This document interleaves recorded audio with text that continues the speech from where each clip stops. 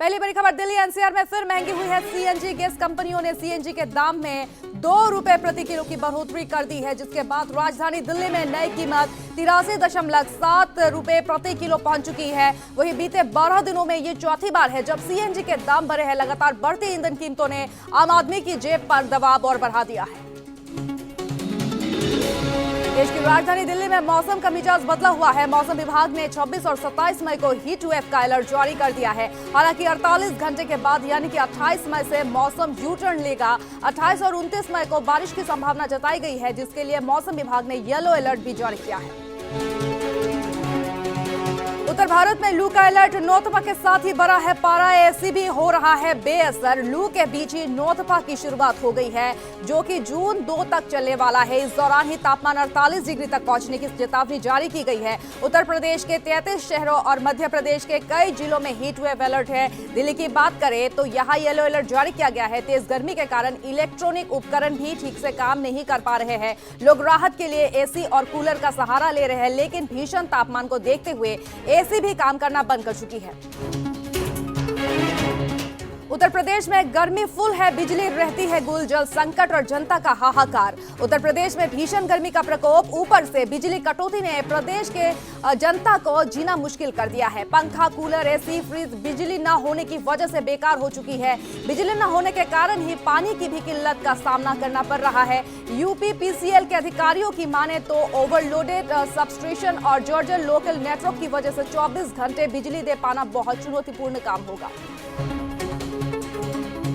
Cockroach जनता party के खिलाफ याचिका पर सीजेआई सूर्यकांत का बड़ा बयान आया है सामने। सुप्रीम कोर्ट में सोमवार को एक वकील ने जनहित याचिका दायर करके कॉकरोच जनता पार्टी के खिलाफ मामले में अदालत से जल्द सुनवाई करने की मांग की है। हालांकि सीजेआई सूर्यकांत ने वकील को मामले को भावनात्मक तरीके से न लेने की सलाह दी है। उन्होंने ये कहा कि उचित समय आने पर ही मामले की सुनवाई की जाएगी। आम खाने वालों के लिए एक बुरी खबर है। मौसम की मार से अल्फांसो की 90% फसल तबाह हो चुकी है। महाराष्ट्र में इस साल अल्फांसो आम के शौकीनों और किसानों को बड़ा झटका लगा है। भीषण गर्मी और अलीनो के असर से मशहूर अल्फांसो आम की करीब 90% फसल बर्बाद हो चुकी है। खास करके देवघर इलाके में आम के बाग जो है सूने पर गए हैं। वही अंतर्राष्ट्रीय तनाव और बड़े फ्रंट खर्च में निर्यात कारोबार की भी कमर तोड़ दी है। किसान, व्यापारी और मजदूरों तक सभी पर इसका असर साफ दिख रहा है। इस बार बकरीद पर धुरंधर बकरा मचा रहा है धूम। सल्लू और शाहरुख हुए हैं पुराने बकरे, अब धुरंधर बकरा मचा रहा है धूम। पटना में 28 मई को मनाए जाने वाले बकरीद पर्व को लेकर बकरा बाजार गुलजार है। इस बार मंडियों में 1,75,000 रुपए की कीमत वाला बलिया का धुरंधर बकरा और सोनू मोनू की जोड़ी धूम मचा रही है। बकरों की कीमतों में इस साल 3 गुना तक की भारी बढ़ोतरी दर्ज की गई है। हर बार बकरा मंडियों में सलमान खान, शाहरुख नाम के बकरा का जलवा रहता है, लेकिन इस साल सोनू मोनू की जोड़ी और धुरंधर नाम के बकरे ने बाजी मारी है। और तमिलनाडु के मुख्यमंत्री विजय को लेकर बोले हैं पवन कल्याण। उन्होंने कहा कि मुझे विजय से जलन होती है। अभिनेता और आंध्र प्रदेश के उप मुख्यमंत्री पवन कल्याण ने अभिनेता मुख्यमंत्री विजय को लेकर एक खास बात कही है। पवन कल्याण ने ये बात तब कही जब विजय की पार्टी टीवी के अपने पहले ही चुनावी मुकाबले में सबसे ज्यादा सीटें जीती है। पद्मश्री से सम्मानित हुई है भारतीय महिला टीम की कप्तान हरमनप्रीत कौर। हरमनप्रीत कौर ने सोमवार को राष्ट्रपति द्रौपदी मुर्मू से पद्मश्री मिलने के बाद अपने परिवार, टीम के साथियों, कोच और फैंस का आभार जताया है। हरमनप्रीत उन चुनिंदा खिलाड़ियों में शामिल रही जिन्हें राष्ट्रपति भवन में आयोजित पहली सिविल इलेक्ट्रॉनिक सेरेमनी में सम्मानित किया गया है। इस समारोह में अलग अलग श्रेणियों में पद्मश्री पुरस्कार दिए गए हैं। भारत की पुरुष टीम के पूर्व कप्तान रोहित शर्मा भी पुरस्कार पाने वाले में शामिल है।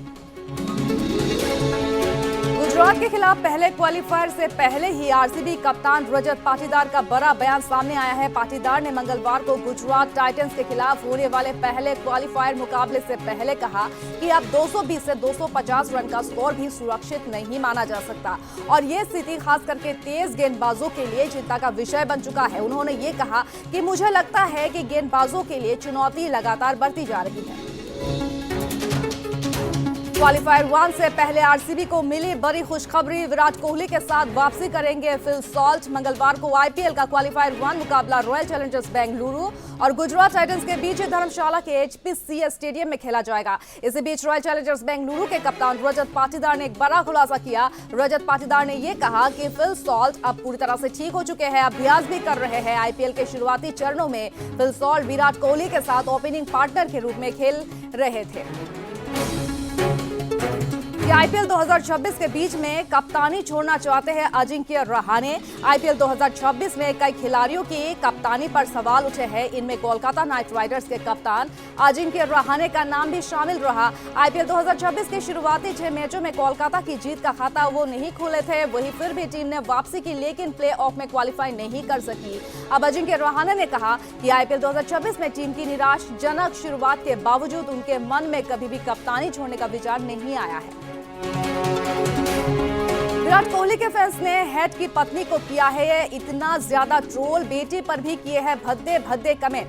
आईपीएल मैच में विराट कोहली और ट्रेविस हेड की वजह से बहस के बाद ही सोशल मीडिया पर हेड के परिवार को निशाना बनाया जा रहा है। रिपोर्ट्स की माने तो कुछ यूजर्स ने उनकी पत्नी जेसिका और बेटी पर आपत्तिजनक कमेंट किए हैं। जेसिका ने ऑस्ट्रेलिया के अखबार में यह कहा कि यह ट्रोलिंग उन्हें 2023 वर्ल्ड कप फाइनल के बाद की घटनाओं की याद दिला रही है। श्रेयस अय्यर की बहन के साथ की गई है सभी हदें पार। आईपीएल 2026 में पंजाब किंग्स के बाहर होने के बाद श्रेयस अय्यर की बहन श्रेष्ठा अय्यर को जमकर ट्रोल किया जा रहा है। वीडियो में श्रेष्ठा पंजाब किंग्स के कुछ सपोर्टर्स के साथ नजर आई थी।